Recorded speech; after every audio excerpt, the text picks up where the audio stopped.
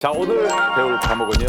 바로 보험입니다. 보험. 해야 돼. 근데 누구나 다 그런 건 있죠. 어렸을 때부터 들었잖아요, 엄마 아빠한테. 야, 보험은 들어야 돼. 인생은 보험은 동반자다. 맞아. 너 아플 때 친구가 오는지 아니? 보험이 와. 보험 꼭 들어. 없으면 미래 준비가 안 된 것처럼 맞아, 얘기하는 맞아. 거예요. 그렇죠. 다들 보험 들었죠? 잘 모르고 있다가 이번 주제가 보험이라고 해서 찾아봤더니 12개 정도가 되더라고요. 그래서 가족들 집에, 전부 다? 집에 가족들 서류를 찾아봤나? 저만. 집에 아, 혼자만? 12개? 12개면 너무 많이 든 거 아니야? 저는 뭐 이래 두루두루 들었어요. 뭐 이 정도까지만 얘기할게요. 현희 씨보다 많아요, 적어요? 많진 않아요. 우리는 알짜배기만 골라서 들어요. 그리고 중간중간에 계속 점검을 합니다. 직접 집에 오셔서 방문해서 저랑 상의해가지고 제대로. 그게 더 의심스러워. 그래서 저 오늘 갖고 왔어요. 제가 뭐 이렇게. 어머, 너무 자신 있으신 것 같은데? 사실 모든 영업의 이제 기본은 말빨입니다. 그렇죠. 보험회사는 이제 어떤 말로 우리 호구들을 이제 감아버리는지 그걸 알면 우리가 좀 조심할 수 있는 거거든요. 저는 이제 그게 제일 궁금한 것 중에 하나가 인터넷 이렇게 보다 보면은 이렇게 광고 같은 게 떠요. 거기에 무료로 내 보험금 찾아줍니다. 뭐 이런 게 있거든요. 그 사이트는 만든 겁니까? 나 그거 어제 했는데. 오늘 이게 주제가 보험이니까 주민번호, 주소 뭐 하고 다 인증해서 했더니 12개가 나왔거든요. 야, 이건 괜찮다. 그 원래 찾으려면 그 보험사마다 들어가야 맞아. 되는데 한 방에 찾아주는 한 방에 건 찾아주면 얼마나 좋아. 이게 요즘에는 보험사에서도 이렇게 해주는 서비스가 있긴 해요. 예. 근데 대부분 인터넷에 검색하면 나오는 건 여러분의 정보를 받아서 네. 설계사들한테 판매하기 위해서. 결국에는 뭐냐면은 고객 DB들을 다 모아서 전화를 한 후에 계약을 받아낼 목적 아니면 이제 설계사들한테 그거를 한 건당 얼마씩 파는 거죠. 너무 못됐다. 그러니까 건당 파는 거 몰랐다. 보험 점검센터예요. 고객님 그동안 못 찾아가신 숨은 보험금이나 환급금을 무료 점검해드리고 있어요. 그래 이거 있어. 아, 나 이거 얼마 전에도 왔는데. 네네, 자산관리 전문회사. 네네. 보통은 고객님 나이 때 드시면 저랑 약간 비슷하신 연배신데 이제 아마도 과보장이거나 이제 필요 없는 부분들이 있으실 것 같은데 그런 것들을 저희가 이제 우선적으로 봐드리긴 할 거거든요.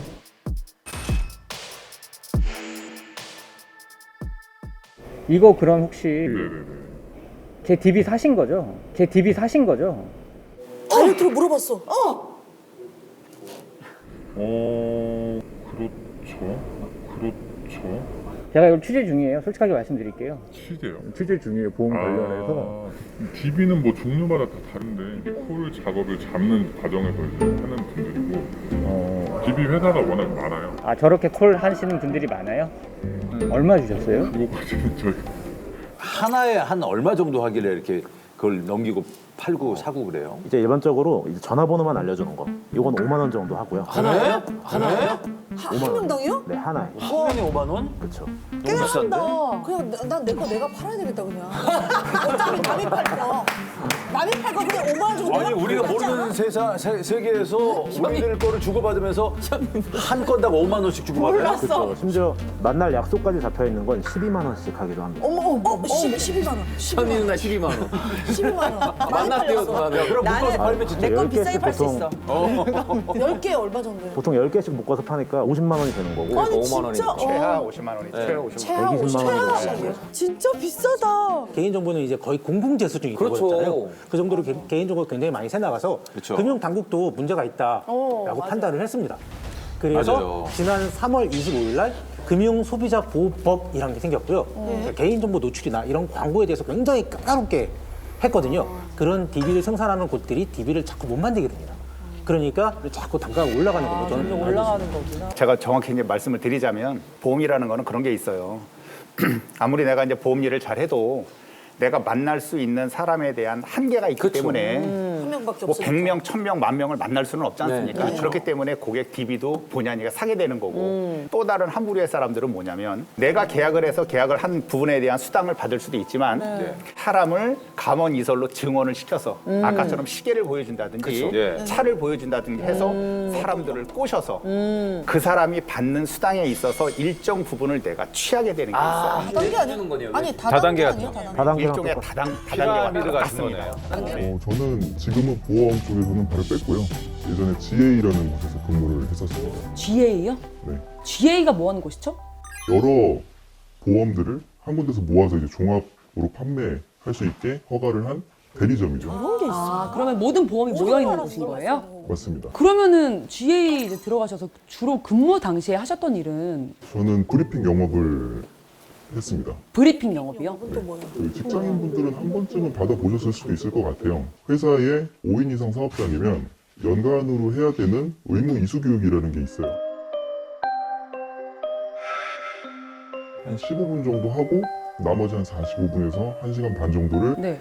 이제 원래는 교육비를 회사에서 부담을 해야 되는데 무슨 금융회사 내주셨습니다. 그 회사의 상품을 잠깐 소개받겠습니다 라고 하면서 그때 하는 게 브리핑 영업입니다. 30분, 1시간 안에 사람들을 현혹시켜가지고 계약을 따내야 되기 때문에 이거를 상품을 설명해가지고 그게 절대 불가능하고요. 그럼 어떤 설명을 해요? 그래서 보통은 이제 명언, 명언? 네, 유명한 말. 예? 제가 실제로 전달을 받아서 브리핑 영업을 할 때 사용했던 그 문구들을 몇 개 가져왔습니다. 세계 두 번째 부자인 워렌 버핏이 이렇게 이야기했습니다. 내가 나무 그늘에서 쉴 수 있는 가장 큰 이유는 예전에 내가 나무를 심어 놓았기 때문이다. 저축은 왜 하는 겁니까? 지금 당장 먹고 살기도 바쁜데, 그쵸? 미래의 달콤함을 위하여 현재의 고통을 참아내는 게 저축입니다. 와닿는데. 첫 자리에서 8명 앉혀놓고 4개 받았었거든요. 네. 한 사람이라도 한다. 그러면은 거기서 우르르 하는 경우가 굉장히 많고, 그래서 보통 영업할 때 한 사람을 딱 타겟팅해서요. 제일 쉬워 보이는 사람. 계속 말도 많이 걸고 상품권 같은 것도 계속 주고 그러면서 그 사람이 가입을 하게 유도하면 그 사람으로 인해서 다른 사람이 저 GA가 많아요? GA가 업계 전체적으로 4,000개에서 5,000개 정도 야, 많구나. 그렇게 많아요? GA가 다 그런 건 아니죠? 다 그런 건 아닙니다. 그쵸, 그죠? 그죠. 일부만 지금 그렇게 얘기하는 거죠? 지금 GA 같은 경우에 대형 GA를 중심으로 해서는 많이 정화가 됐습니다. 그러나 아직도 소규모의 GA들은 관리 자체가 굉장히 쉽지가 않습니다. 명언 가르쳐주고 이런 데가 아직까지 있다는 거죠. 이런 말이 들리면 그냥 뭐 호구잡이 시작의 시그널이다. 계약을 할 때 좀 작은 글씨로 조그맣게 써가지고 불리한 그거 단점이나 이런 돋보기로 봐야 돼. 너무 작게 써있어요. 1억 보장, 네. 1억을 줍니다. 단 장애 분류표 기준에 뭐 100% 일시. 근데 장애 분류표의 100%가 되려면 거의 2개예요. 양쪽 눈을 완전히 잃어버리거나 두 다리를 완전히 절단되고 단서 조항을 끝까지 좀 잘 읽어보셔야 돼요. 일단은 단서가 붙으면 조심하라. 일단 메모했어요. 그래요. 필겠어요. 내가 목적했던 보험이 있는데 네. 사실 알고 보면 내가 원했던 보험하고 다르게 되는 경우도 있어요. 근데 이게 그 안전장치가 있습니다. 2가지 안전장치가 있거든요. 청약 처리 기간이라는 게 있어요. 아, 기간. 그러니까 그냥 이유 없이 보험을 취소할 수 있습니다. 또는 증권을 교부받고 나서 15일. 15일. 네. 작년부터 이제 금소법, 그러니까 금융소비자보호법이 더 강화가 됐단 말이죠. 네. 그래서 품질 보증제도라는 게 있습니다. 가입을 하고 3개월 안에 거기에서 얘기하는 상품에 대한 충분한 설명, 또 자격증은 보여줬는지 또 뭐 여러 가지 체크하는 게 있거든요. 예. 네, 그런 것들이 온전하게 난 설명을 못 받았다. 그러면 3개월 안에 취소를 하게 되면 냈던 보험료의 이자까지도 돌려받습니다. 아, 진짜요? 이런 안전장치가 있으니까 네.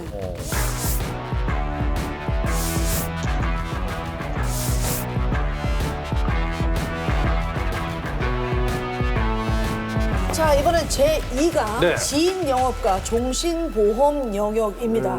여기 이제 통계를 보면 보험 가입자 중에 무려 61%가 지인에게 보험을 가입했다라고 나오거든요. 근데 가족한테는 장난 안 치겠죠? 근데 그게 장난을 치는지 안 치는지 이 설계사가 본인이 모르는 몰라. 거야. 설계사도 왜냐면 모르고. 교육을 받은 게 그게 맞다고 생각하니까. 그럼 본인은 이거 좋은 거라고 생각할 수도 있겠네요. 그렇죠. 세대에 대해서. 근데 뭐 이런 식으로 영업을 하는 보험 상품들 중에서 이거는 진짜 조심해야 한다 하는 보험 상품이 있어요. 종신보험이죠. 종신보험이죠. 종신보험이요? 네. 나 종신 들고 있는데? 나도 종신 있는데. 종신보험 정체부터 먼저 좀 알아요. 그래, 맞아. 맞아. 종신보험이란 게 뭡니까? 자, 그 부분에 대해서 제가 간략히 말씀을 드릴게요. 네. 종신보험은 말 그대로 종신, 죽을 때까지 보장을 한다고 해서 많이들 가입을 했었습니다. 왜? 사람은 한 번은 죽으니까. 그렇죠. 근데 종신보험의 함정이 뭐가 있느냐? 일찍 죽어야 됩니다. 일찍 죽어야 됩니다. 나중에 100살 돼서 장수해서 사망하지 않습니까? 내가 30살 때 종신보험을 가입을 했는데 내가 90살 때 노안으로 사망을 했다. 그러면 앞으로 60년 후거든요. 부동산도 1년 전에 비해서 30% 40%가 올라가는데 그때 됐을 때 사망보험금을 받아봤자 그때는 화폐 가치도 떨어져 있고 돈의 가치가 떨어져 있기 때문에 그때는 내 자식들도 그 사망보험금을 잘 안 쳐다본다라는 거죠. 그 정도로. 이제 최근에는 인식이 이제 조금씩 이제 안 좋아지기 시작을 한 거죠. 소문이 이제 난 거지.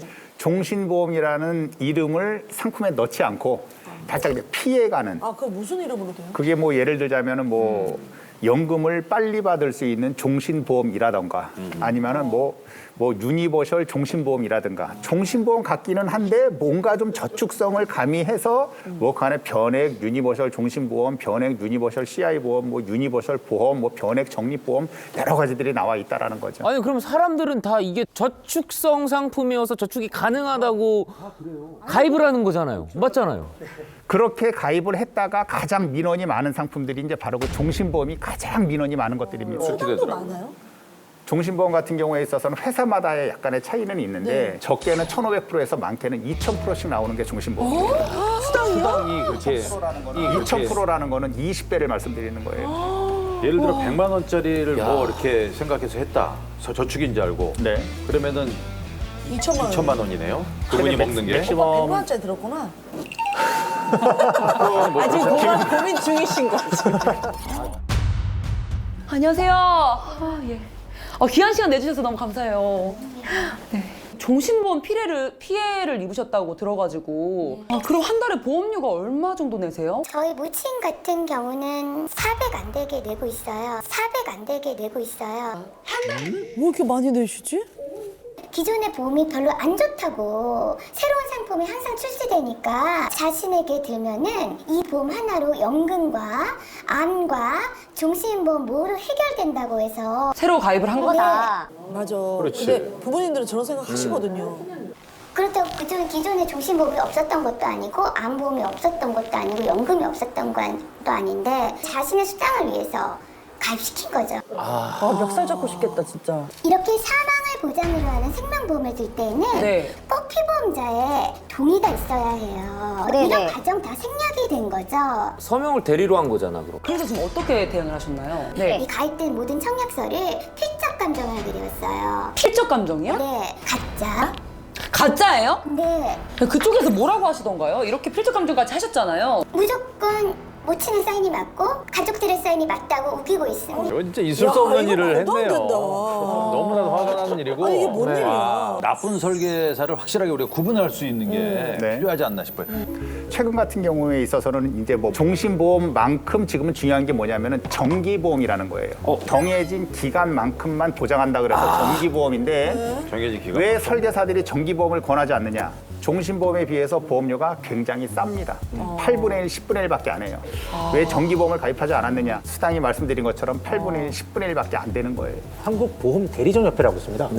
이런 협회들은 우수 인증 설계사라는 제도를 진행하고 있습니다. 경력이 3년 이상 되고 보험 가입을 시키고 폐지를 굉장히 적게 하는 그런 설계사분들, 완전 판매를 추구하는 설계사분들한테 부여합니다. 예. 이런 분들을 만나시는 게 그나마 조금 고민을 덜 하시는 방법인 것 같습니다.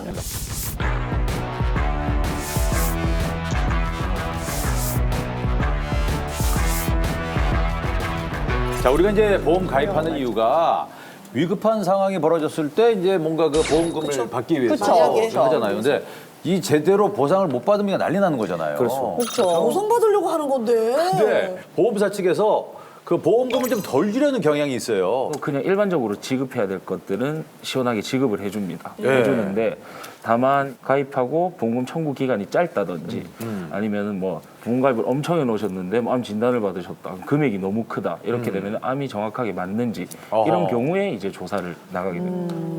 어떤 조사예요? 고지의무 위반 관련된 조사가 거의 대부분인데요. 고지의무 위반. 이게 뭡니까? 3개월 내에 병원 다녀온 이력이 있는지 그리고 3개월 이내에? 네, 1년 이내에 MRI, 엑스레이 이런 추가 검사를 한 적이 있는지 나 있는데? 네, 그리고 5년 내에 입원, 수술, 30일 이상 약 복용 다 기억 못하죠. 모르니까 그냥 가입할 때 또 뭐 괜찮겠지 하고 술술술술 대답해가지고 이게 가입을 하다 보면은 예를 들어서 내가 어깨가 아팠는데 네. 가입 후에 어깨 수술을 했다. 근데 어깨가 아팠던 걸 말을 하지 않았다. 그러면 이게 인과관계가 있는 것으로 보거든요. 이렇게 되면 보험계약 해지뿐만 아니고 보험금 자체도 부지급이 되게 안 나오고. 되는데 이게 보험회사가 작정하고 문제를 삼겠다라고 해버리면 고지의무 위반의 효과로서 보험계약이 해지가 될 수가 있고. 보험을 들고 나서 암이 걸렸어요. 네. 그럼 그 이전에도 침도 맞고 다 할 수 있잖아요. 똑같이. 네네네. 그걸 어떻게 구별을 하죠?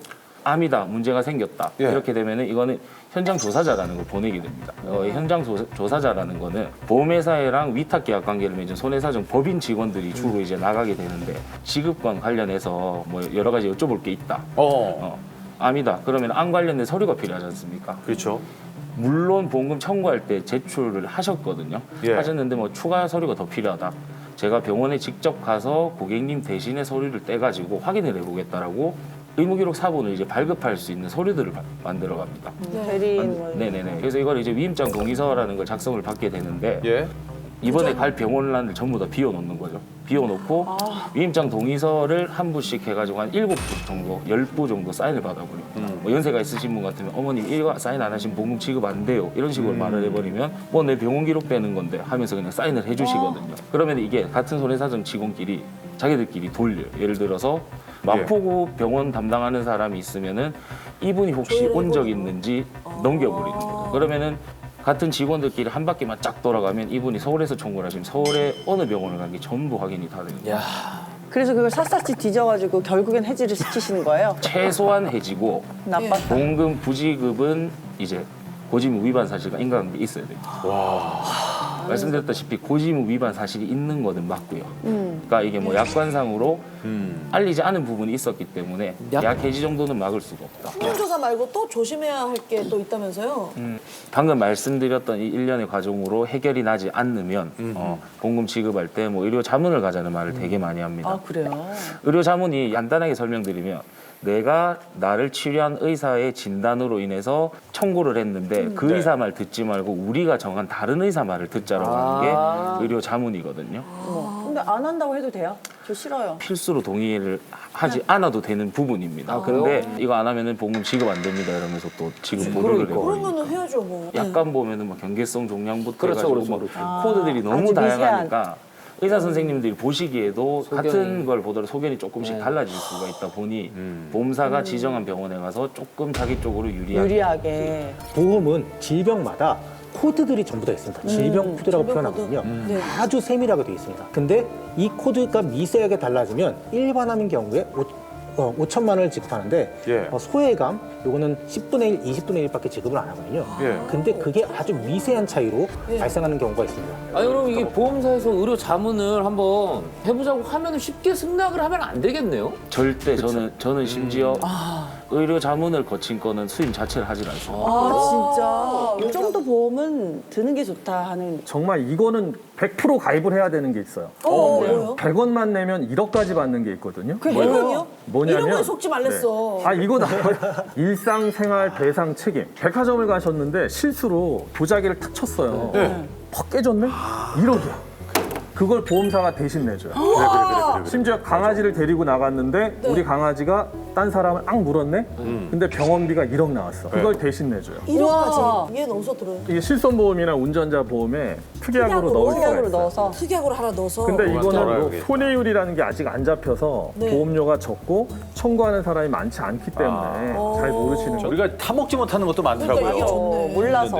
추가로 하나 더 말씀드리면 미성년 자녀가 있으신 분들은 이게 가입을 해놓으시면 자녀가 이제 어떤 사고를 치더라도 부모님 보험에서 보상이 됩니다. 내가 가입하면 우리 애들이 사고 친 것도 다 내줘요. 야, 이거 우리 애가 도장이 깨트려도 정확한 이름이 가족 일상생활 배상 책임입니다. 근데 많은 분들께서 이 특약 갖고 조금 착각해서 손해를 보시는 게 그러니까 업무 중에는 안 됩니다. 이거 회사에서 일어난 사고 이거는 보상이 안 된다는 거죠. 내가 백화점 가거나 어디 그렇죠. 놀러 가고 이랬을 때 된다고. 일상생활이니까.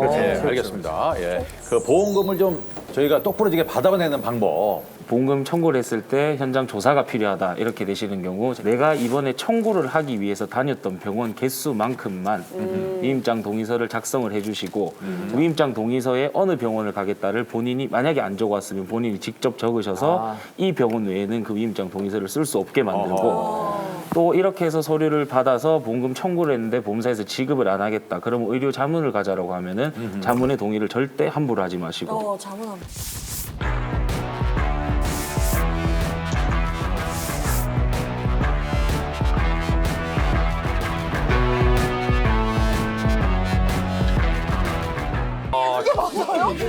신축 여기가 옷장인데요. 전세로 1억 7천만 원. 집이 압류가 됐다라고. 집이 압류가 됐다고요? 15만 원 돼 있어가지고 15만 원짜리 원룸은 없어요. 특히 조심해야 될 게 바로 이 우리만 몰랐어. 부동산 업자들이 사용하는 어플이 있어요. 여기에 암호가 숨어 있다고요? 그 회장이 맘만 먹으면 다 할 수 있어요. 관리수당이 1천만 원, 수억 원 예상 가지고 장난치는 경우가 많아요. 너 나 고소했어. 나도 너 고소해. 장난꾸러기들 투성이야. 아니 뭐 어떻게 되는 거야 이게?